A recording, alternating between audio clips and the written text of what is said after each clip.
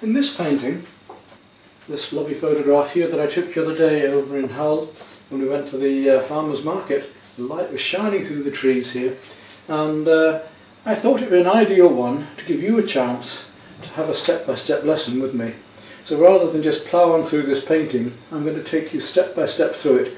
And for those of you that would like to have a go at this way of working, this way of using the flat brushes and block colours and then working up with the filberts, I think it would be an ideal chance for you. So what I'm going to do then is we'll start with the drawing. What I've done is step one, we mark off the side of the photograph. So I'm giving you the photograph here now. You can copy this off screen hopefully.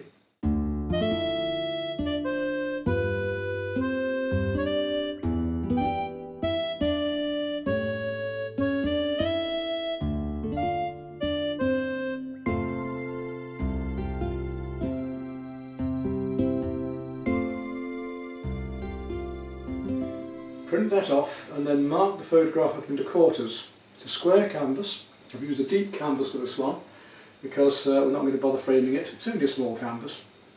Don't want too big a canvas for this size. And then I've marked the canvas itself into the quarters as well. So whatever comes on a quarter here or half here will happen here. So if we take, for instance, starting here, there's a quarter mark just here. And this is where this tree comes just inside. We haven't got to be exact, just near enough.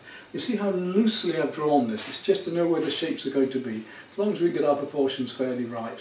The most important things, of course, like the figure, you might want to draw a little bit more carefully to start with, just so you've got it right, but don't be too worried about that. We're going to paint with my technique of the jigsaw method, where we paint very loosely at first and gradually tighten up. So we put the right colours in the right places, in the right shapes, relevant one to another. We're going to start with our darks, work back into right up to our lights, from darks through, from darker, lighter, lighter, lighter, until we get to the very lights. Then we're going to go back into it and put some of the highlights and things back in again, lights and darks back over each other. So first of all we need to draw it out then. So whatever comes on a quarter or between a quarter, we draw in here.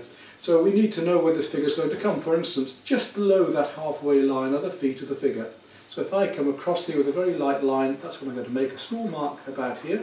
Just a very light construction mark with a pencil. Where does it come this way?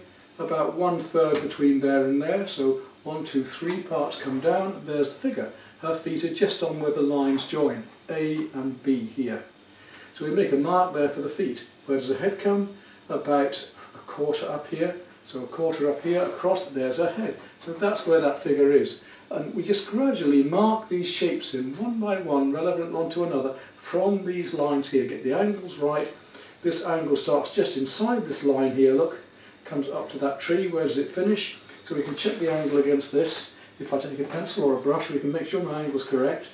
And it comes just inside this line here, and then it comes out to this shadow just about halfway up here. So that shadow comes in up here, there, like that shape. There's a space in between it.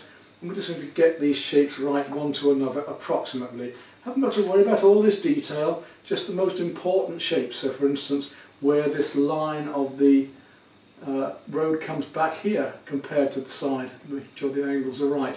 Where this pole comes. If we come up from here, it's about 1/3 in. There's 1/3 in, come down, there's our 1/3.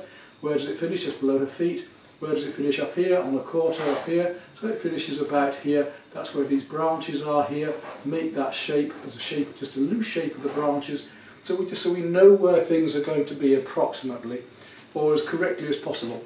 It is better to make your drawing slightly too tight, if you feel that way, than too loose, because it's better to work a loose painting into a tighter drawing. If the drawing is too bad or out of proportion, then your painting is going to be even worse when you paint loosely. So I've done a very loose drawing because I can tighten up with my experience with the painting. You may want to be a little bit tighter, it's up to you just to draw. But for me, working and plein air, this is why I would work very, very quickly. Then I'd pull the drawing together as I go along. So you be as tight as you want, but only go for the major shapes. So for instance, if I know this branch here, there's a shape of the sky here. This branch here, that's that shape there, that's that shape there. There's a load of branches here, there's a branch there that's very important, there's a tree here. This branch here is important to me. I'm just picking up on what we call the salient points, the most important points. This tree here that's coming up, branches out over a head here, finishes about here, and then that shape comes in around it. So that's an important shape for me. This area of little light leaves here, it's just over a quarter up, so it's here. That's sort of egg shape there of these leaves. Then I know where that shape is. So these are my most important things, and that's what I'm concentrating on. This bit of light here comes here, this bit of light here comes here. These are the most important shapes to start with. So do your drawing, and then we're ready for stage 2, where we're going to start the painting. And we're going to put these darks in first of all, and gradually work up all these wonderful colours. And I'm going to just block in all of the background darks first of all, and all of those tones. And then with a flat brush, and then we're going to gradually, once we've got all of the background blocked in, once the basic colours are on, once the colours that are in the background are all there, on stage 2, we're going to start working up the textures and all the lights across them. So this way of painting that's rather fun, very lively, very loose. The main thing is to really look for the colours. So do your drawing first, stage 1.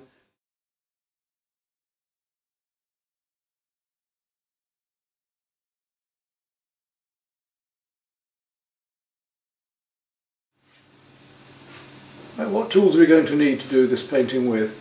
We've got our canvas, and we've drawn out the picture already, the composition. I've got my set of filbert brushes and flat brushes. The difference between the filbert and the flat brushes, here we have a flat but rounded end brush, and here we have a flat but square-ended brush. We're going to use the blocking in technique with the square-ended brushes first of all. You could do the whole thing with the flats, and I've also got some small round brushes as well for doing fine detailed work for the branches and things. So we've got our flats, our filberts and our rounds. So what we're going to need, pencil and rubber of course we used earlier on if we need a rubber. Here are my colours, I'll show them more clearly now. You can see we've got all of our reds, both warm and cool reds here. Cadmium reds, alizarin crimsons, magentas, purple magentas, a very deep purple here, a deep blue there called Prussian blue. Our 2 greens that I've got here are emerald and sap. Viridian is a useful one too. We've got yellow ochre, lemon yellow, chrome and cadmium yellow, cadmium orange, a very bright orange that I don't use very much, cerulean, white, titanium white normally used, there is black there. I've got ultramarine and cobalt blue here as well, so cerulean, ultramarine, cobalt. And then I've got my turquoises, a couple of different turquoises there. So all the colours I'm going to need there for everything. Wonderful.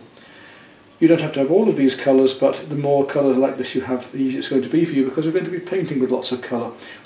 You could just get away with the cerulean, ultramarine, cobalt and turquoise, the Prussian blue, the black, the purple, be very useful. Those 2 blues, yes, yellow ochre, definitely those yellows. We don't necessarily need the very bright orange. Cadmium red and the magenta are very, very important. With the magenta and the turquoise we can make, and the blues, we can make a purple anyway.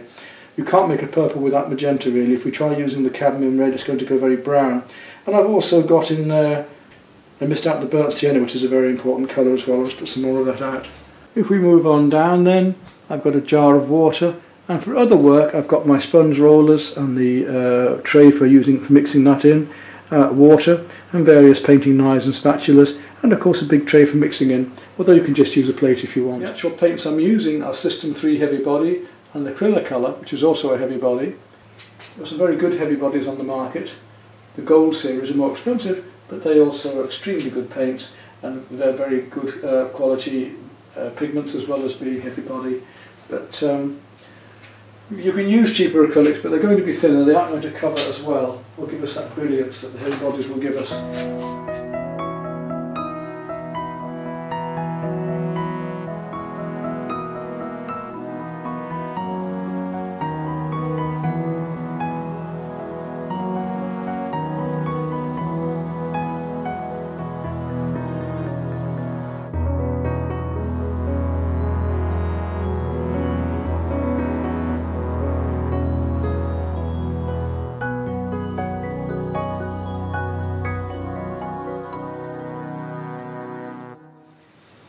Okay, let's go on to step 2 on this, and we'll take one of our flats then.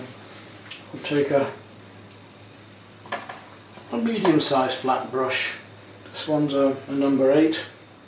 And we're going to work in vertical strokes with all of our darks first. If you look at the photograph, look how purple this is up here, how this goes to a deep bluey green, It's very subtle, the colours. We've got to really bring out those colours and exaggerate them slightly to get the effects of light in here.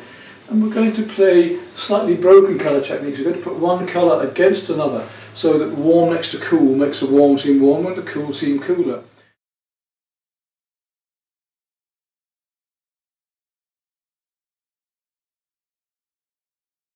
With the colour hues, every colour has a different hue. Yellow is cooler, lemon yellow, cadmium yellow is a warmer yellow, more fiery, cooler is more blue.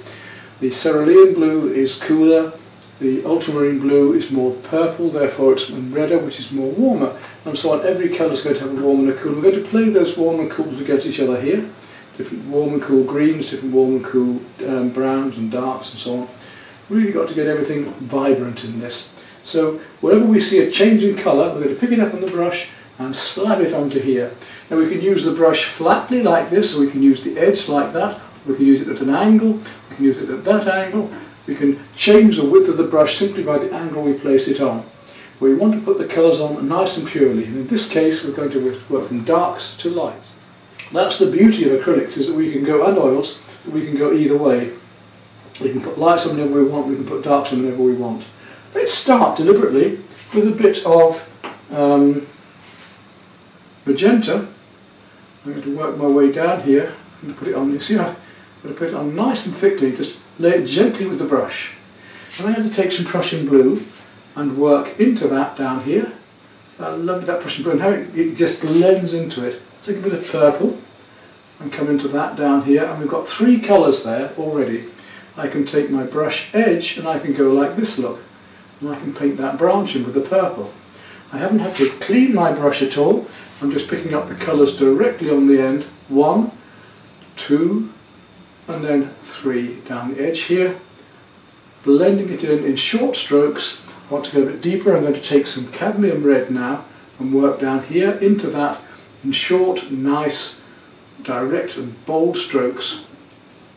Here there's some very pale blue going on, and it's actually a turquoise. Pick a bit of turquoise up and just put that in there in one clean swoop. Clean, pure colour. Then with the edge of the brush I'm going to go over it with a bit more there and let the colours blend together. So you're seeing how we can put clean colour on but actually blend it one into another. We could even put more than one colour onto the brush. Take some Prussian now. I'm not going to be using black at all in this painting. I'm just going to use pure colours to get the effects of light. As it comes down to here, we suddenly hit a very deep green. I'm going to take some sap green and just bring it across here and bring some of that Prussian blue in vertical strokes into it, like this, all the way across here. I'm going to paint all of this painting, at the start anyway, in vertical strokes. It's here. When you've got a colour on your brush, use it. If it's elsewhere, don't wash your brush out each time, that's pointless. A bit of green going into there, a bit of green coming into here, a bit of green coming down there. You see how immediately we get these lovely effects of light. Carry on down here and it gets very warm dark. I'm going to take some purple and slab it down here. Whoa, big slab of purple. Get this effect of the sunlight coming through here shortly. And I'm going to add other colours over this to really make it work. We come right down to here with this purple, deep purple. Try this out and enjoy it. I want you to enjoy your painting. I want you to teach you how to paint if you're not doing it, show you ways of working. And there's no one right way. I'm not going to show you the only way of painting. I'm not that arrogant. This is not the only way. This is just one way to enjoy yourselves. See how that colour comes down into there, right down into that tree. Short strokes, not painting it all the way down the branch in one go, using short strokes here. Now I want to go bluer there. I'm going to take some ultramarine blue, pure ultramarine blue, and place it on there where I can just see it. A bit of blue here, a bit of blue there. Comes up into here where these leaves come through here. And look at the difference in those beautiful colours already together there. It's warmer down here. I'm going to take some burnt sienna. I'm going to add it down behind here, some warmth there. I'm going to add it to my deep blue now, my Prussian blue, and add some blocks of warmth into this. Deep purple, a little bit of cadmium red now coming down into this. Just mixing it in short strokes. I'm mixing it on the canvas. So I've got my purple, but I'm actually mixing some red into this, wherever I can see it. But pushing the colours. Now you see here I've got this magenta. It's a lot stronger on my picture than it is on here. I'm exaggerating these colours. Coming across to here, we've still got this lovely warm red of the cadmium red and the blue on my brush. So use it while you've got it on your brush. Putting all these lovely darks in. Take my Prussian blue now, come down the edge of this branch, right down into here, right down through here where this is cooler. Ever so subtle. You've got to really look at those colours and try and see them through all the brightness of the leaves. You're going to look to the background and try and see these darks. Then the purple comes in here more with the sun behind it, and it gets more purple here. So we've got Prussian blue over here and purple here. Short strokes down, building it up. And on the edge there, again, I can see my magenta glowing. So I'm going to take some magenta and in short strokes just put it down there. On this edge here, quite pure magenta. Whoop, nice clean strokes of magenta down through there into here, here. Then it gets bluer there, and I'm going to use some cobalt blue. Look how bright that cobalt blue is at an angle as well. Little short strokes all the way down here. That cobalt blue comes as it shines down. Well, I've got that cobalt blue on my brush. I suddenly notice that it's happening with the leaves across here. I can put those in across these leaves here. It's reflecting in those leaves. And it's happening down here a bit as well, amongst the... I put that turquoise on there earlier, but it's actually some cobalt. Now, if I take some turquoise and put it amongst this cobalt, look at the difference in those two blues. The cool and the warm blue, and how beautiful that is. Let's put a bit of that turquoise up here. Just reflecting into these colours. Very light turquoise now, clean. Just pick up on the tip of your brush. If you put it on lightly enough, the colour underneath won't come through. Look at that beauty of colour we can get. Back to my Prussian blue again. Don't need to clean my brush. I can come down the inside of this, all the way down here. It's much warmer, so I'm going to use my purple again here. I'm going to come across in short strokes this way now.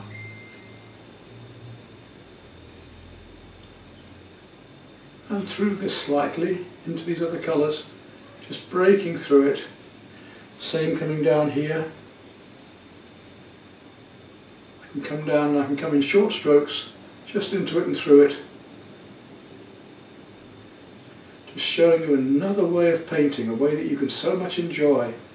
Just using a block colours. Carry on down with the purple, right down here, but I'm going to have to get a lot stronger and warmer down here in a minute. Right down into the darks here. Now that's quite warm, isn't it, that purple? So I say I'm going to get stronger and warmer, but in fact I need to show the cools against it as well. While I'm on this colour, let's bring it out here, right out here.